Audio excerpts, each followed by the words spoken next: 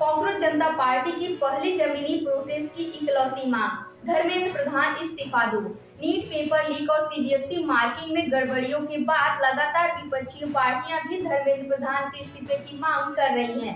लेकिन क्या धर्मेंद्र प्रधान इस्तीफा देंगे? फिलहाल ऐसी संभावनाएं तो नजर नहीं आ रही हैं। तो अब सवाल आता है कि इतनी मांगों और इतनी बड़ी प्रदर्शन के बावजूद धर्मेंद्र प्रधान इस्तीफा क्यों नहीं दे रहे हैं। तो आज हम बात करेंगे उन वजह की जिनकी वजह से धर्मेंद्र प्रधान के इस्तीफे की संभावनाएं कम नजर आ रही हैं। आमतौर पर मंत्रियों का इस्तीफा तब होता है जब उसमें सरकार की गलती हो, लेकिन यहाँ पर भाजपा सरकार का रिकॉर्ड रहा है कि भाजपा सरकार में आज तक एक भी मंत्री ने इस्तीफा नहीं दिया है और इसीलिए भाजपा सरकार चाहती है कि इस्तीफे की बजाय इस मामले की जांच की जाए। लेकिन सरकार का कहना है कि अगर कहीं गड़बड़ी हुई है तो उसकी जांच की जा रही है और रिपोर्ट आने के बाद दोषियों पर कार्रवाई की जाएगी।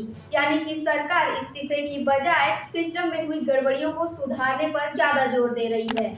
और जब तक जांच एजेंसियां अपनी अंतिम रिपोर्ट नहीं सौंप देती तब तक कोई बड़ा फैसला लेने से सरकार बचना चाहती है।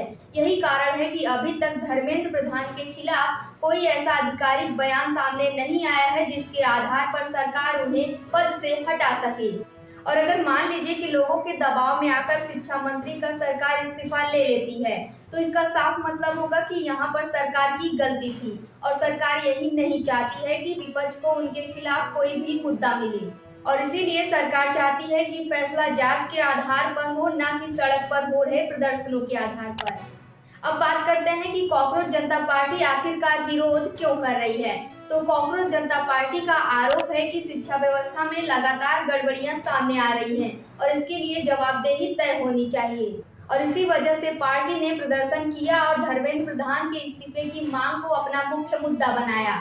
हालांकि सरकार और बीजेपी इस मांग से सहमत नजर नहीं आ रहे हैं और इसीलिए भाजपा के नेता इस्तीफे की बजाय सिस्टम को सुधारने में लगे हुए हैं। तो अब साफ है कि विरोध प्रदर्शन जारी रहेंगे, इस्तीफे की मांग जारी रहेंगे, राजनीतिक आरोप प्रत्यारोप का दौर भी जारी रहेगा।